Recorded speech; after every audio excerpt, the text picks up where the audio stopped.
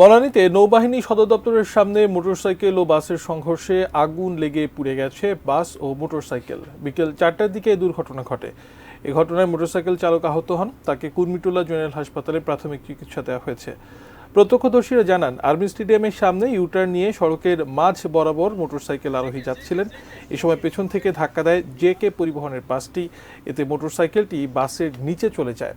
পরে দুর্ঘটনা কবলিত মোটরসাইকেলটি টেনে হিঁচড়ে বের করার সময় বাহনটির জ্বালানি ট্যাঙ্ক ফেটে আগুন শুরু হয়। আগুনে বাস ও মোটরসাইকেল দুটোই পুড়ে গেছে। একটা মোটরসাইকেল আউটগোয়িং থেকে এটা ইউটার্ন করে আসতেছিল আর বাসটা আসতেছিল উত্তর দিক থেকে, মানে ইনকামিংটা আসতেছিল। তো এর মোটরসাইকেলটা যেটা আছে এটা যদি ঘোরার সাথে সাথে যদি ডান সাইড দিয়ে চলে যেত তাহলে কিন্তু এটা ঘটনাটা হইতো না।